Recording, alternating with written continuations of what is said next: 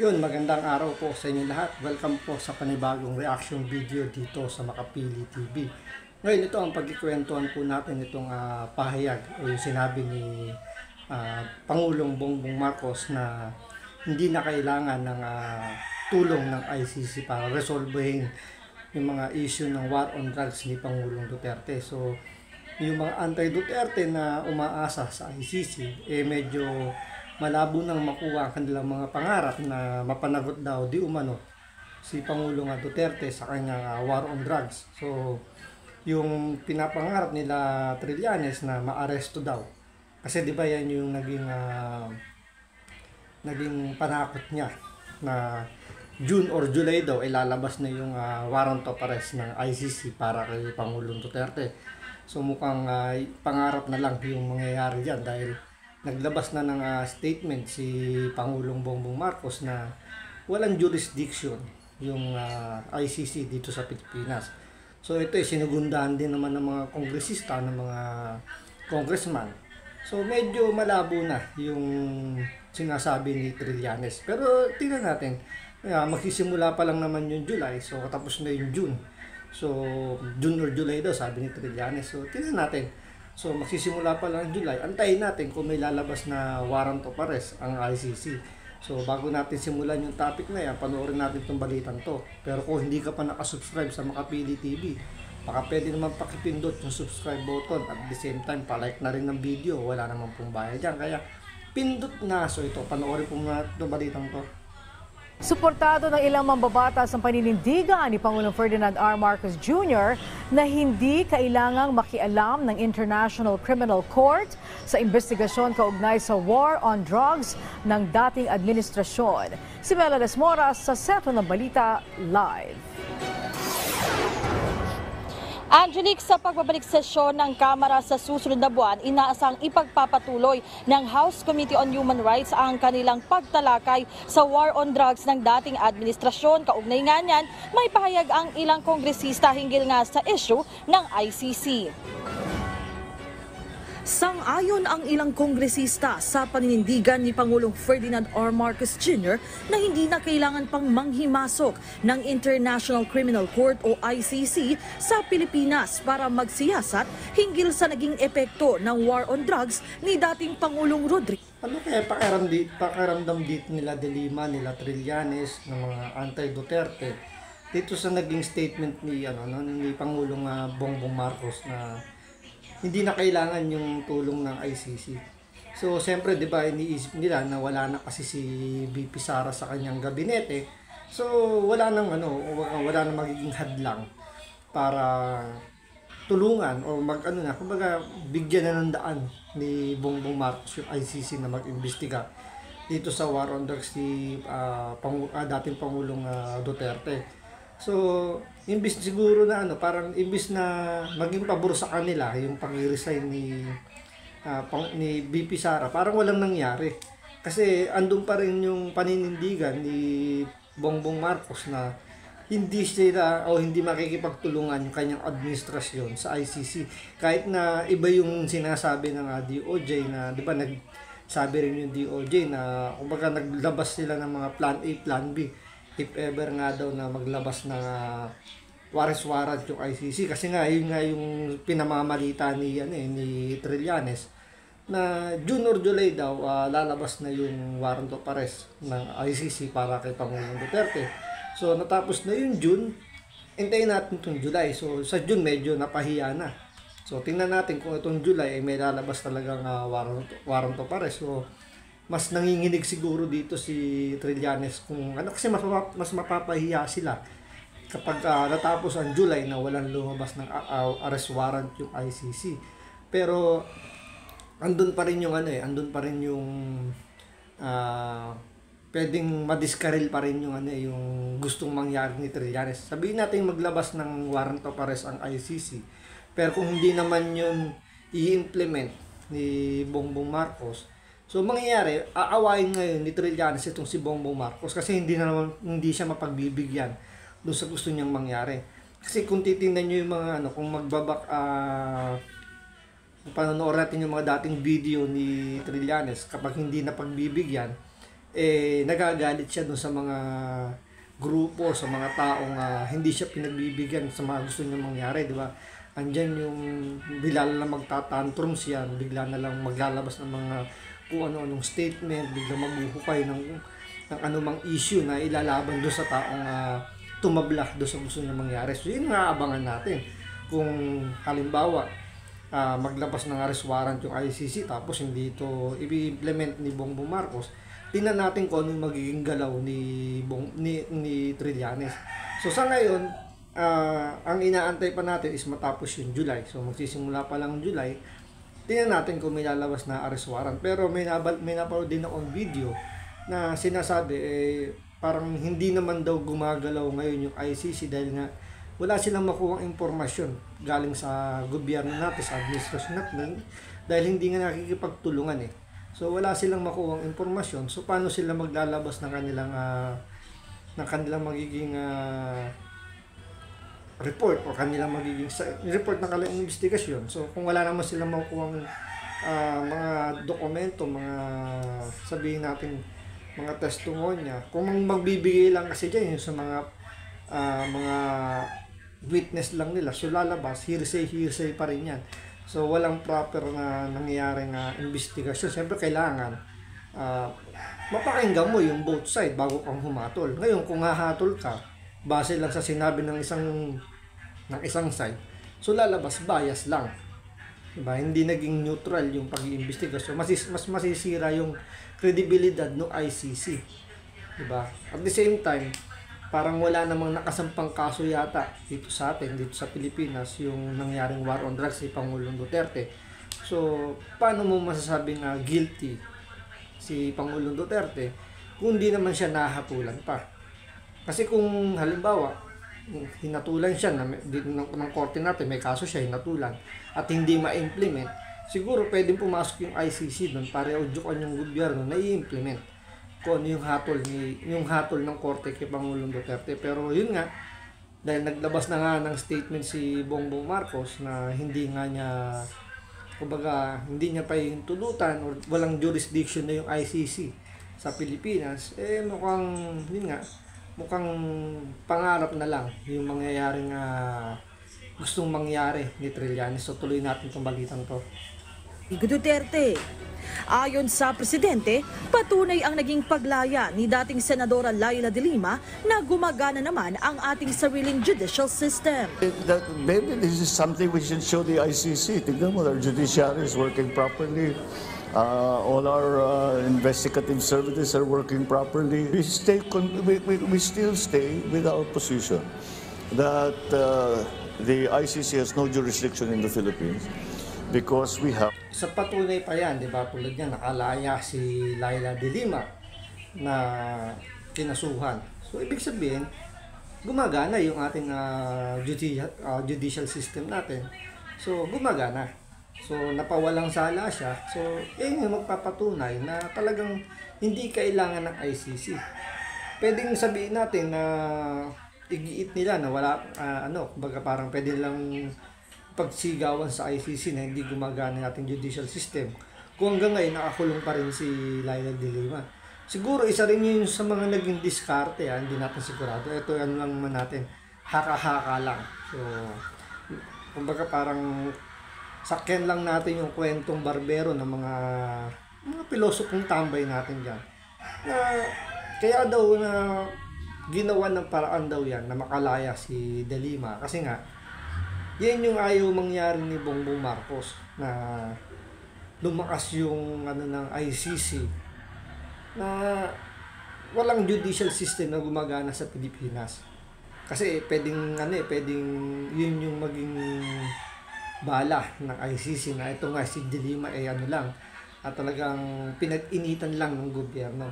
So dahil nga pinakawalan yan or na-acquit sa administrasyong Marcos, so pwedeng ipanabla ngayon ni Bongbong Marcos, which is yung ginagawa niya ngayon, pwedeng niya ipanabla sa ICC na gumagana yung judicial system. Kasi pwedeng halimbawa papasukin niya yung ICC, halimbawa maging bigyan ng power or i-implement ni Bongbong Marcos yung warrant of arrest ng ICC papunta kay Pangulong Duterte. Sa tingin nyo ba na hindi kikilos ang taong bayan, hindi mag-iingay yung taong bayan, hindi, alam niyo yun, yung magkakaroon na naman ng gulo, sigurado na pwedeng maging bitsa para patalsikin si Bongbong Marcos. Siyempre, kumbaga may phobia na yan eh.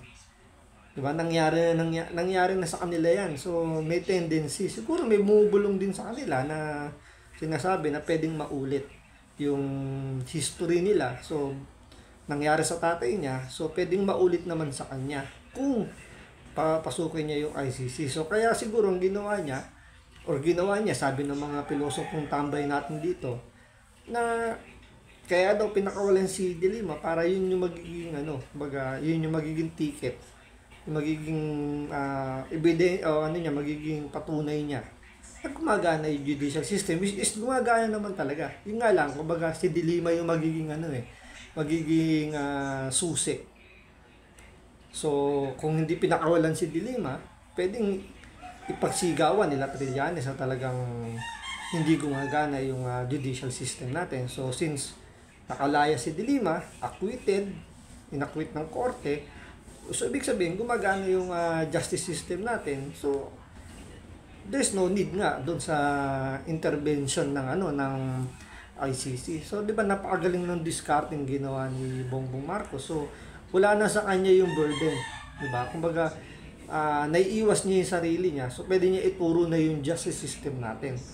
So napakagandang diskarte nga naman yung yung naging diskarte ni Pangulong Bongbong Marcos. Okay, working police force. We have a working judiciary and do not require any assistance in that regard. Sabi ni House Deputy Majority Leader Erwin Tulfo, tama ang pananaw ng presidente. Anya, mayroon din naman kasi tayong mga otoridad at sistema at hindi na kailangan pa ng mga dayuhan na makialam dito. Para na ma-insulto sa ating judicial system natin na, "Oy ICC, tulungan nyo kami, di namin ka-imbestigahan ito." Kaya naman natin imbestigahan. So, I agree with the President 100% na gumagana, working yung ating judicial system. Isa pa dyan, di ba, parang gusto pang sabihin nila Trillanes na kaya kailangan pumasok ng ICC kasi yung korte natin mga inutil na. So dapat yung mga yung Supreme Court natin maglabas din ng statement diyan na, "Oy Trillanes, wag mo kaming bastusin, nandito kami, gumagana kami, nagtatrabaho kami." Parang pinalalabas ni Trillanes itong justice system natin, mga nakaupo lang, mga tuod na walang ginagawa. Oo, medyo mabagal dahil nga sa sobrang dami ng hinahawakan nilang kaso. Medyo mabagal talaga yung justice system natin. Pero gumagana dahil nga sobrang loaded sila ng mga kaso. So dapat maglabas ng statement din yung justice system natin, yung Supreme Court, na nagtatrabaho sila ng maayos. Kasi parang parang binabastos na nitong mga nananawagan na pumasok yung ICC dito sa Pilipinas. So parang sinasabi nga nila na yung mga judge natin dito, yung Supreme Court natin, natutulog lang sa kangkungan at walang ginagawa. Kaya kailangan pumasok yung ICC. At saka yung isa pang nakikita rin natin dito, kaya medyo dumidistansya rin yung mga congressman. Kasi nararamdaman nila na lumalakas na naman yung mga Duterte.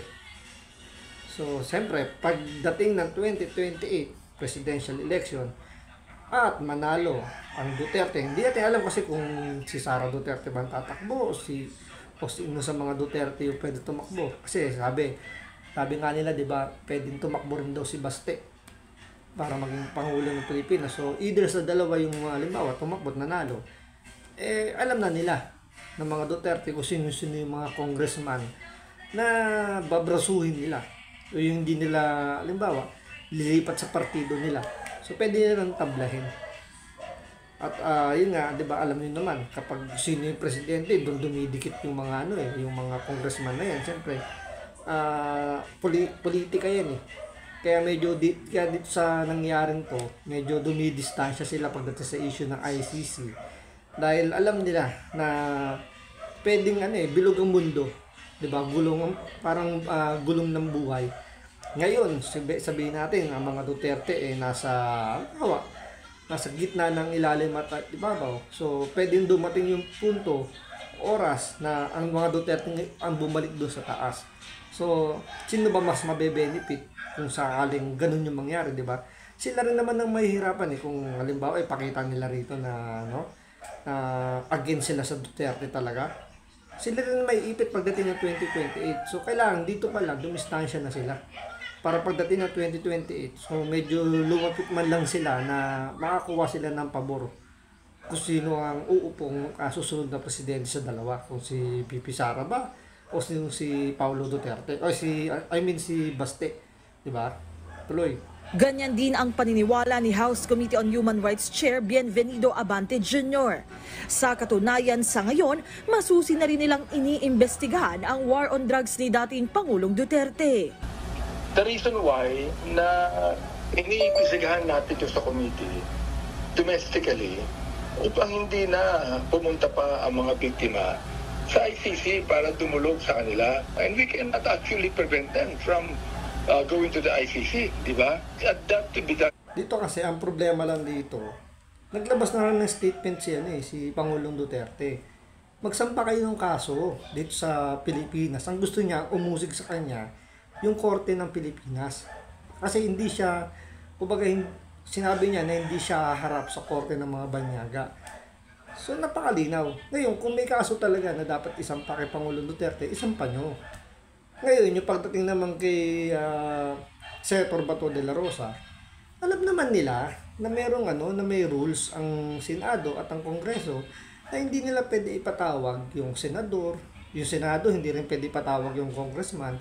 Kasi ang mangyayari niyan, kung pahihintulutan nila yung ganung sistema na pwede silang magpatawag ng senador, ng congressman, ang mangyayari niyan, pag iinitan lang isa, sabi nga rin dyan ni Senator Bato, 24 lang sila kung babawasan pa ng isa para umatin dyan sa hearing ninyo, maatrasado naman yung trabaho nila. So, since pwede rin naman ibalik din sa kongreso yon na hindi naman pwede magpatawag ng congressman itong mga senador, mahabala naman yung trabaho ng kongresista. At tandaan nyo, in aid of legislation lang ang ginagawa ng Senado, ng Kongreso. So, naiintindihan niya ni Pangulong Duterte. Siyempre, dati siyang, hanggang ngayon, abogado pa rin naman siya. Alam niya kung kung sino ba yung hahatol. So, ang korte lang ang pwede magsabing guilty or not guilty. Dito kasi lumalabas, didikdikin lang dito, paulit-ulit lang ang tanong dito. Kasi pinakamagandang gawin dapat dito kung in aid of legislation, dapat imbitahan din nila yung mga nabiktima ng mga illegal drugs, ng mga addict, ng mga drug lord. Dapat imbitahan din nila para maging fair yung magiging balitaktakan. Diyan ang nangyayari kasi isang side lang yung tinitingnan nila, which is yung mga nagreklamo sa nangyaring war on drugs ni Pangulong Duterte. Pero kung titingnan mo rin naman kasi, babasahin mo yung kung sino yung mga resource person nila, bakit ba nasangkot dun sa patayan yung kanilang mga kaanak, makikita nyo may involvement din naman sa droga. So, siyempre, tapos ituturo agad nila, pulis ang gumawa. Dahil pulis ang gumawa, utos daw ng PNP chief, utos daw ng presidente. Di ba parang gumawa lang ng hindi maganda yung nasa baba, utos kagad ng presidente. Pwede namang gumawa ng kalokohan doon nasa baba dahil kailangan nila iligtas yung sarili nila dahil hawak nga sila ng sindikato. Diba? Pwede namang ganun kagad yung maging statement, pero sa kanila hindi utos kagad ng presidente yon. So, di ba bias masyado yung ginagawa nila na ultimano, utos kagad ng presidente. Pero malinaw naman doon sa sinabi ni Pangulong Duterte na sumunod lang kayo kung ano yung nasasaad sa batas, itutulungan kayo, di ba? Kaya nga yung mga pulis na napatunayan na gumawa ng hindi maganda, di ba? Ayun, nakakulong na sila. So ibig sabihin, talagang naging fair yung pagsampa ng mga kaso. Tapos meron mga nagsabi diyan na itong mga biktima daw ng war on drugs ni Pangulong Duterte, hindi naman daw nagrereklamo sa pulis. Dahil ang katuwiran, wala raw silang tiwala sa kapulisan, kaya dumidiretso sila kagad sa NBI. Di ba parang doon pa lang medyo hindi tama yung proseso. Dapat sa gobyerno natin, dapat mauna muna sa kung ganyang nabigat yung kaso, dapat PNP muna yung humawak. Ngayon, kung naramdaman ng mga kaanak ng biktima na medyo walang nangyayari sa pag-handle ng PNP, so pwede na silang tumakyat sa NBI. So para yung NBI may reference kagad or may isama yung mga pulis na hindi gumagawa ng trabaho nila. Dapat ganun yung gawin ng sistema ng pag-iimbestiga para alam niyo yun, yung PNP, maobliga silang ayusin yung trabaho nila kasi pwede silang isama sa reklamo ng NBI na gagawin. Diba? Kaya nga dapat yung IAS din kasama rin dapat yan sa nag-iimbestiga.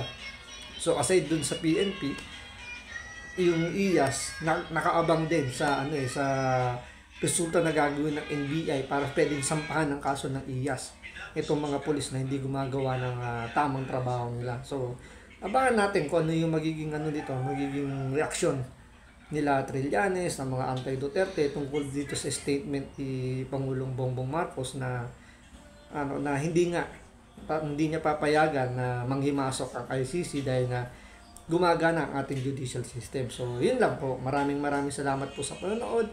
Ingat po kayo lagi. God bless.